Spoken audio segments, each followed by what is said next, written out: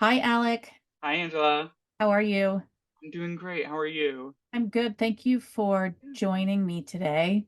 Yeah, I'm so happy to be here. So, as you know, I've been talking with millennials and Gen Zs lately about the arts and how they Mhm. engage with the arts. And you're a little different because you are everything arts. So, can you just jump in and tell me a little bit Yeah, about yourself? I went to the University of Dayton to get a bachelor's in music and a minor in theater. I'd always loved doing theater and music. I was in marching band in high school, plays as much as I could, choir, church choir, school choir. And so that just felt like the right move. And then from there, I picked up a lot of different skills. So I went from Dayton, Ohio, graduated, went to Madison, Wisconsin. I studied there for classical music and became a voice teacher and started working with their university opera, with the regional theaters there, with the Gilbert and Sullivan Company, with their orchestra there. And then now I'm in Tampa, Florida, and I work at the Stratton Center for the Performing Arts as an arts admin, administrative assistant for our education and community engagement programs. And I'm still performing, so I get to do the best of both worlds. I'm on the inside of it, but then I'm still getting to be an artist and a teacher and a performer. That's really great. So, you are seeing both sides of it, the creative, forming arts side of it, but then also working in that creative industry Yeah, where you've got to figure out how you engage with community. I mean that was the thing that I had to learn in undergrad. Being a performer, being a musician is not just being a singer. You have to be as much as you can be to make your living and to make your art good and meaningful. So you have to adapt. So I've learned to be a good teacher. I've learned to be a coach. I've learned to be a director. I've learned to be a stage manager. I've learned to be a curator, a programmer, a producer, how to do lighting design and sound design for shows. I've learned how to manage budgets for shows. So I'm getting to explore a lot of that now, and I've had to do it for different performing venues and with different budget amounts and in different situations. So it's being all of these, it's wearing all of the hats to make the art happen. Any frustrations along the way? I mean, frustration with myself as any No, or person would just like get. any frustrations in unexpected jobs, or I didn't think this is where I'd be. Yeah, Regrets. Any it's all unexpected. I don't think I expected any of what I did. Like when I graduated from undergrad and went to study opera more seriously, I if you'd said that to me 5 years earlier that I would be singing opera, I would not have believed you. It just wasn't anything that I knew. It wasn't anything that I'd expected.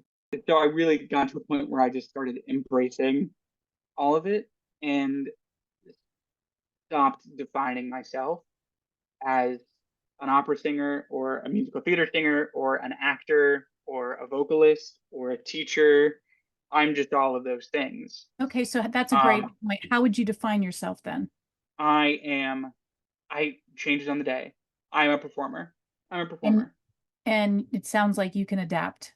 Yeah, you have to. You have to learn how to be the business yourself and to help the business, whatever it is. I mean, right now I'm working for a nonprofit arts organization, and I have to learn how to support the business while then also furthering my own business, which is teaching music and performing. So that's a great quote. You have to be the business yourself. Did you Mhm. know that in undergrad? I was told it. Yeah, I really was. Because we've come back to that a few times. Like they did tell me, and I did know, but you don't really know right. until you have to do it, and that is kind of like half of the struggle. You just don't really know until you do it. So, But they and did an then, ex. yeah, and so once now, I'm assuming once you Mhm. are, that clicks in your head and you realize like I have to be the business, yeah, then it's like, oh yes, I'm recalling that they did say this, and that mind shift I would have to feel is a little freeing or maybe self-confidence building because I would say it definitely does give me a boost of confidence. Like we all have imposter syndrome, Hmm. and as an actor, I've learned how to hide that a little bit, and sometimes I'm better at hiding it than other times. But if like I mean, I guess this is a small example, but like if I get a call to put on a concert, which has happened, where hey, this person is sick, they're supposed to do a concert on Friday. Can you plan a concert, give us the music, and be ready to go? We need an hour's worth of music. I had to do different parts of that in my degree, and I might have not done that exact scenario, but I've done enough things like that a number of times that I'm totally capable of doing it. They they made us they had us build websites. They had us build our portfolio. They had us list out our portfolio. What is the rep that you've done? Oh, these are the classes that you've learned. These are the classes that you've taken. These are the classes you could teach. So that at any given moment, I could be prepared to essentially just regurgitate that information into whatever format it needs to be. That's And really great. and I'm yeah, and I might not have known it then, Right. but I definitely am aware of it now. Yeah. That's awesome. Mhm. I say if the story you've been telling isn't getting you results, it's time to change the story. It's time to change the story. Yeah, And that's where I'm exploring how do we change the story? I'm always curious as to what would my daughter tell her friends? Because again, I go back to word of mouth. It's not, and how can we start thinking of how can we prompt that word of mouth marketing to drive audiences to our organizations? absolutely. I think word of mouth is the kicker.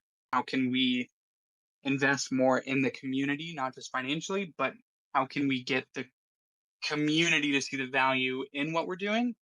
And it's by telling and sharing community focused stories and community centered art, whether that is catering to the Cuban population by doing more music in Spanish, by doing more like Spanish language plays, whatever that is, to make us have or to have the community have a stake in us, right? Mhm. We can't just be the touring Broadway theater anymore because that's only going to last us for however long Hamilton is in town.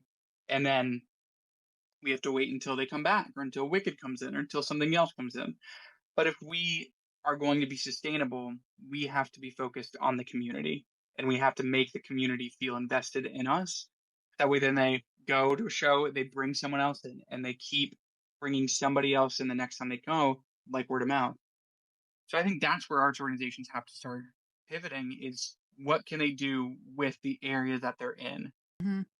I love your excitement and enthusiasm because I hear it in your voice when you talk. What advice would you give somebody who's going to be graduating with a degree in either arts management or theater? I would tell myself that I am going to be able to get a job. You are going to be able to get a job. You have to think for yourself a little bit. You have to figure out what it is that you want. Like that, no matter what I did, I would be okay. Whether that was performing, teaching, if I did something different entirely, whatever it was, it would be okay. But everything that I learned can be used. It's not a waste. I wouldn't want to let anyone tell me that it was a waste to get an arts degree or is a waste to get a music degree or to spend all that time because there are skills that I have that are going to make me valuable. I just have to know how to apply that. I have to know how to shape that, how to show that to other people. And I think that's like part of the skill of being a young professional that I think all of us have to go through is what is my brand? What is it that I want to get? What is it that I want to do? Yeah, and that's really great because you're reminding me of a student who a week ago said to me that she's nervous that when she graduates and she's got arts management theater, what if she doesn't go into the theater? And what if she doesn't want to hear people say, why are you not using that degree? And Yeah, it's exactly what you were just saying is if there's anything that I can impart to students is everything you're learning applies to all areas because their ultimate people skills, adapting, teamwork, team playing. I mean, I mean, absolutely. You are learning to be a more adaptable person. You are able to succeed in any environment. This producing a play, doing a production, putting up a piece of art, that is a project. That is essentially project management 101. You have the stakeholders, you have the outcome, you finish it off, you're done, you move on to the next one. You are doing everything that is needed to be successful in the business world. Should you go into the business world? You don't have to go into the business world, but whatever it is that you want to do, you've done it by being an arts student. that's really great. So I'll end it here. Are you registered to vote? Yes. Do you vote?